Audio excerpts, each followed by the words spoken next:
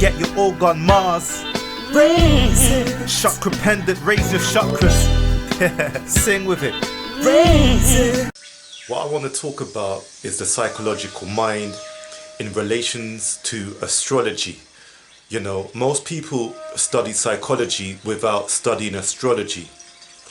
They go hand in hand. If one doesn't understand how the planets are moving on a day-to-day basis, how can one have true knowledge of how to alter the faculties of the mind? You know, if a fool is governed by the stars and the master rules them, wouldn't we say that the one that is constantly being affected by the planets is the one that is a prey?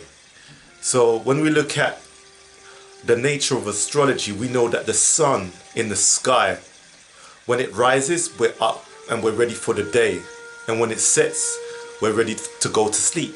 So in essence, if those other light vehicles such as the moon, Venus, Mars are affecting us, why is it that we're not actually correlating our psychological perception and bringing it into balance using the planetary forces? You know, it doesn't make sense. One studies the mind and tries to clear one's mind using meditation without fully comprehending the potential of the moon. And this lays the foundation in this talk, connecting to what the moon does and how the moon has a serious effect on one's potential to function in this world. The moon is the mind, and I'm currently writing a book at present correlating the strategy of how the mind works in relations to the moon.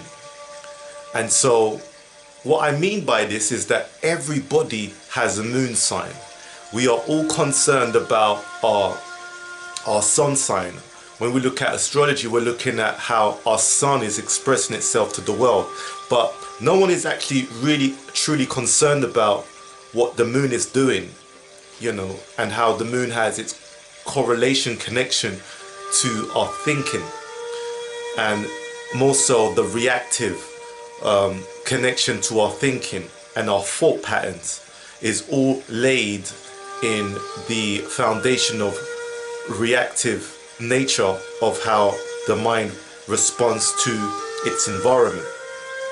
So one of the contexts that I'm actually putting together is about the distance of time in connection to response. So, you know, in psychology, or NLP, which is a form of neuro-linguistic programming, is a form of sales technique or hypnotic technique that one uses in sales. So, you know, you would ask, or you could say a statement such as like, I don't want you to look at this image right now, or I don't want you to look at me right now.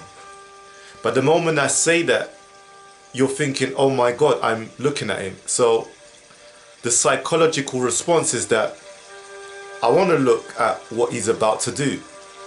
And so in essence, it's a form of mind programming, because the moment you tell someone not to do something, that's the very thing that they're going to do.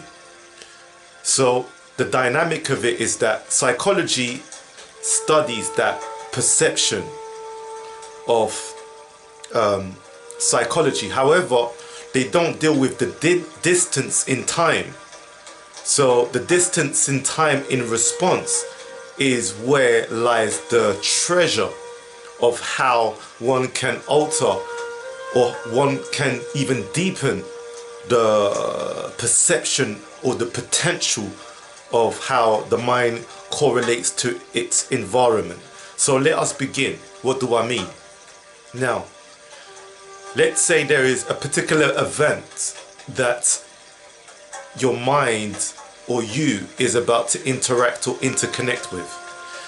You know, you may not know how to respond to this event.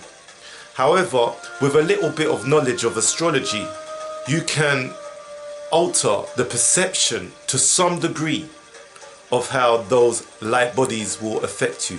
I'm talking about to some degree. And so the key is here to know what you're working with. And in reality, there is only 28 different forms of expressions and 12 in actual. So what I mean by that is that there are 12 signs, but within those 12 signs, they are broken into 28 parts. Those 28 parts are linked to the 28 days of the moon. And those 28 days of the moon are linked to the 28 perception of your mind. There is only 28 perceptions in relation to alteration of mood.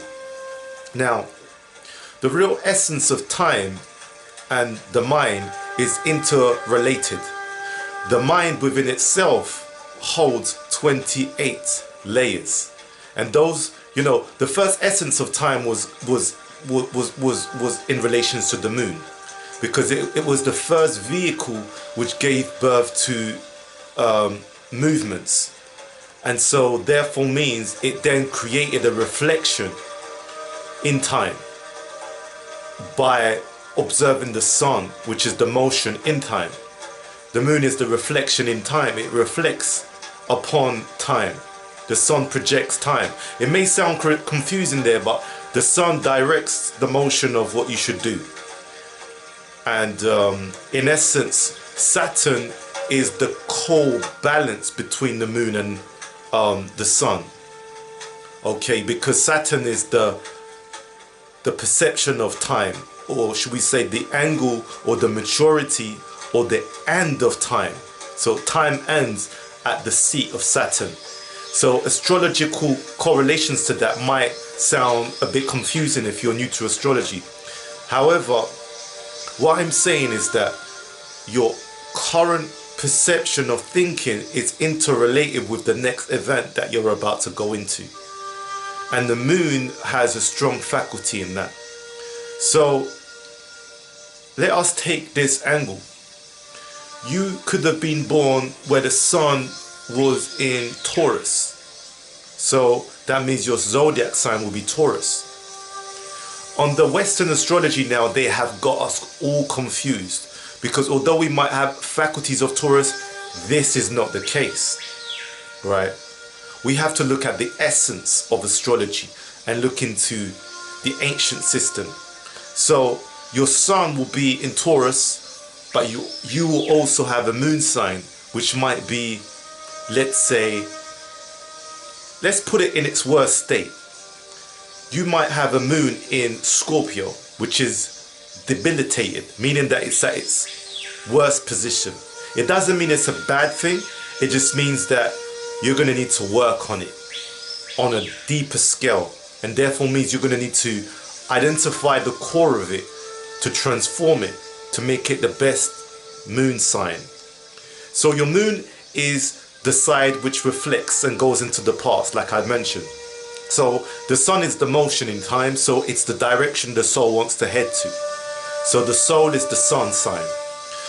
So one should look at the moon to reflect upon its old nature, to understand what it is, in order for it to move forward. And so the whole aspect is that now that an event is coming into play, in astrology, it is very important to look at the potential of the moon sign that the moon is moving into in the sky at present, to know the current activity or action which one can undertake to either override the negative effect or potentialize the positive effect of the moon moving across the wheel of the zodiac. So the moon moves through each signs every 2.5 or sometimes shorter days. So therefore means if one is to observe the moon carefully, diligently, one will be able to notice the subtle effect of its change in effect in the air. Every 2.5 days, you go through a different emotion. They say you have a good day, and then a bad day, a good day, a good day, a bad day, a bad day. But the essence and the core effect of that is that you're constantly being affected, not just by the moon, but other planets. But the moon is the reaction in nature. So the moon sets every other planet in time, in motion. So by knowing how the moon affects your reactive nature, you're able to alter your perception. Okay, so the distance in time is what creates time, because it's now the movement in it that makes it occur. And so psychology doesn't deal with the reaction based upon its distance in reaction. Its distance in reaction. So it tells you to go to a particular event and change it because there is no time. But within itself, time is still a distance between one thing and another thing. But in reality, which is the true core beyond time, there is no separation between me and you, the camera and me. There is no separation with it. The only separation between me and the camera is distance. And that distance has a measurement which qualifies time to live upon it. And thus time is measured by distance. So when we say what is the time, it's a distance of measurement that you're measuring between one place and another state. And so even the past can be, the future can be told by knowing what you have done in the past. It's that simple.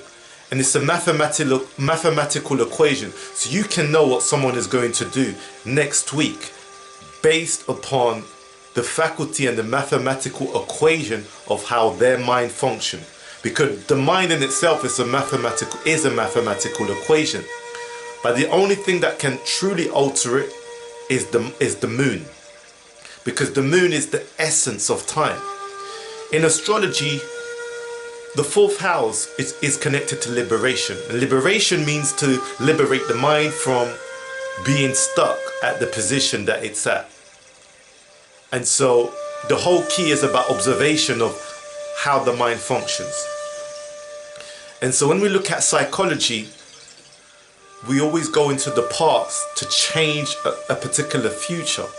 But half the times we don't know how that time manifested itself, because most people don't know how, they don't remember themselves until the age of 7 or 6, which is when we go through our next cycle. And sometimes, if you're lucky, 3, sometimes 2, and some people have full recollection of their previous incarnation because they're in touch with the mind. And so mind control is actually the formulation which controls everything. And because you don't remember, it's because you have no recollection of time. Therefore means you only have a feeling. And the true essence of the soul is the feeling which integrates with desire. Desire is what gives birth to our needs, because we can't desire without a feeling. And so the feelings is where the source of the mind is at, because the moon is water and we're 98% water, and we are moved by the ocean of the moon. And so therefore means, because the moon moves the tides of the ocean of the earth. But the moon in essence, its symbolic meaning is water, because it moves oceans. And so therefore means we have to look at that in order to alter the true faculties of the mind. Because even pictograms themselves are formulated through the motions of water. Water gives impressions and gives form and gives intention, because water is the first form of impression. Now, you cannot have a drive without first having some kind of impression. Now, in astrology, Pisces is the last zodiac sign.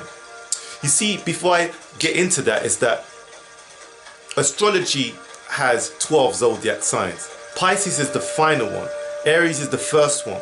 The wheel constantly flows, so there's never a time when there's a pause in the whole cosmos. The cosmos is one form which is moving and non-moving. The dilemma of it is confusing, but it's very true in nature. Now, why? Because look, Pisces is the last zodiac sign before Aries kicks off the zodiac wheel. Pisces represents impression, so we are constantly bombarded with impressions, and so those impressions, which comes from the black hole, is then impregnating a force which allows one to push forward the true potential of willpower. Hence why Aries is explosive when it creates its will, its strength, its projection. It has to explode its true potential into the globe, into the cosmos. And so we have to look at the nature of how this will is formulating itself in order to understand the mind in its truest potential form. So let me not sidetrack on myself now. So the key is, the moment that you have a reaction, someone is projecting some kind of reaction towards you. You know, the moon could be in, you know, you might, like I said earlier, you might be a Taurus, but your moon sign is going to be in Scorpio, which is in a bad placement. You're going to have to work on that aspect of yourself, which can benefit you or can break you. And so when we look at the essence of this, we have to look at the beginning of the mind. And once we understand the beginning of the mind, we can begin to change those faculties. So going back into that now, we have to first deal with emotion, energy, which is moving constantly, circulating, vibrating. How do we get to that? Some would say moving meditation. Some would say still meditation. Some would say hypnosis. Some would say NLP. Some would say using the technique of Scientologists. Some would say different things. But whatever thing that you choose, in essence, is about finding out the core essence of movement within yourself. Within stillness, there's movement in itself, because the moment you still your mind, you then go into a form of stillness, which is moving, because now you're getting impressions. And this is where I'm getting at why Pisces is the last zodiac sign, because it's the sign of impressions. In essence, it's actually the sign which is psychic. Hence why you know, people who are Piscean tend to drink alcohol or get into drugs. It's because it's the sign of impressions. You're getting imprinted. People that are into psychedelics, ayahuasca, iboga, all of those things are psychedelic drugs. You know, things that want to deepen or go into visionary. It's the final zodiac sign. You know, but the true way is to get into that zone without taking any of those substances. Most people take those substances because they want to get it, they want to understand it. But once you fully grasp that that's the only truth, then you won't start looking for substance. You will be the substance, because your body creates all of those substances anyway. You are, you know, remember I was describing the whole aspect of distance between me and this camera. You are already in connection with the camera. You are in connection to everything. The only thing that separates you is time and space. Everything is you. Time separates the truth. Now, okay, so I want to actually get into the source of the emotion, and I also want to get into the aspect of how that source is connected to self-love and self-initiation in so many words. Because once you understand time is only a separation of something, you then are able to see the whole bigger picture, to everything. So whatever you are already connected to me. Whether you're an ant, a creature, a different color, a wallpaper, everything is already connected to you and me. We are already embedded in it. But what creates separation is our perception of reality. Though those things are separate from us, they have an understanding and a relationship to us in third density, because we need 3D in order for this faculty of reality to even comprehend itself upon our perception. We have the comprehendence and the understanding of third density because we are walking in it. So the fact that we are walking in it, it's an intelligence in its motion. If we lived in the fifth dimension, we would operate in it, and so therefore means we would have higher understanding of its potential and its understanding. Now, when we look at, say, for example, an autistic child, we see that they are able to memorize an image by first looking at it and then reconstructing that image in its same detailed manner. How is that? Because they are functioning from a different realm. They are functioning from the inner realm, which is a realm of the fourth and fifth dimension.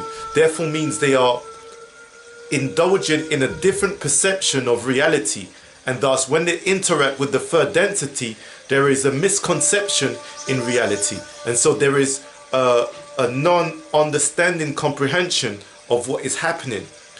But in essence, they are in tune with a different realm, and when they come back into this realm, it seems pretty bizarre. Hence, when we are doing that, most people who haven't got this kind of mind, we are literally in the judgmental aspect of this person operates completely out of sync. However, there is a synthesis to it, but it's just how you interact with that perception. So in essence, we are a form of dysfunctional beings because we are unable to operate on a basis where we are able to understand that realm of reality, to memorize the image and pictograms spontaneously and instantly and be able to redraw them back into a picture exactly as they are in detail. So in essence, the reality is we have to look at the essence of feeling. And so, you know, there are many different aspects of doing so, but in many words, the essence of feeling is only a perception also within itself. Because in its primordial movement, there is no time when movement did begin. And there is no time when movement did stop. But one can identify the nature of movement, which is the only truth. There is no other truth but the essence of movement. And that's what I'm getting at. So we have to look at movement as the true essence of chi or energy. Once we understand that, we can then begin to alter the mind. We have to understand that we are constantly changing and there is no pause in change. There is always movement, even when stillness has occurred. Because within stillness, there is an observer which observes the motion. The observer is actually the core element of the self, which is seeing movement, and thus is able to override impression by understanding movement.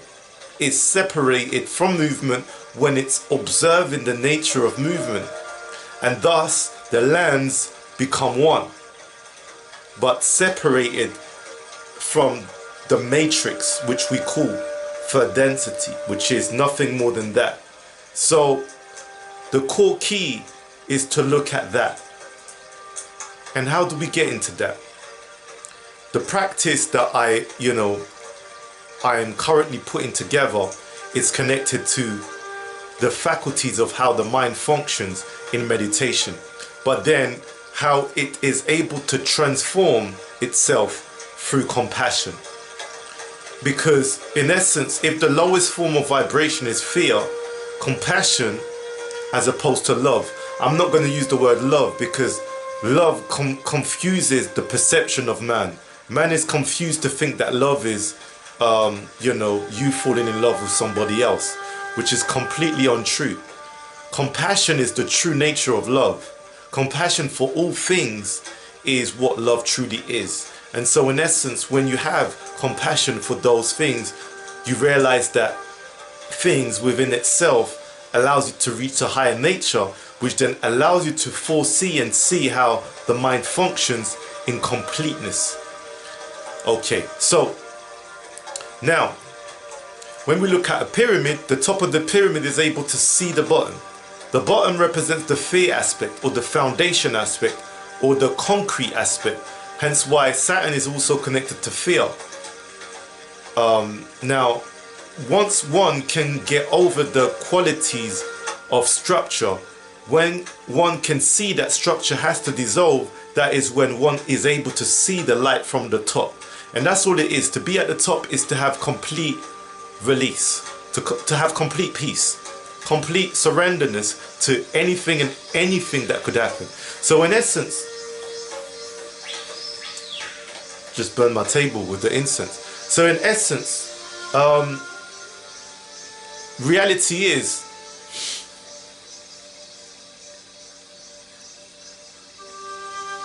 permanence. C is actually non-movement, or should we say, sorry, I got it confused. Let me get it round. To be permanent is to have movement and is to have motion. Impermanency is what we think we have as permanent qualities in life. You know, you could say someone is, is doing well for themselves. They have a car, they have a house. So they appear to look well. They appear to do well because they have permanent equipments. They have permanent things. But if one was to lose any of those permanent appearing things, how would one respond? And it's the same way to have knowledge is a form of permanency. To have that wisdom is different, because to have that wisdom it goes back to the mind, the feeling aspect, to understand the intelligence in feeling. The knowledge only foresees a second-hand experience based upon reading a book. The experience details the faculty of true wisdom, which is wisdom, the experience aspect. And so in essence, the true permanency is movement. The true permanency is to find stillness in the movie. When you're watching a movie and you see something or someone acting a particular way, someone that's being wronged or something, and you start to act emotionally and your heart will merge with the film, it's because you haven't understood the separation between emotion. And so there is a time of separation. Anything that is moving is not always real, because your perception of reality always changes.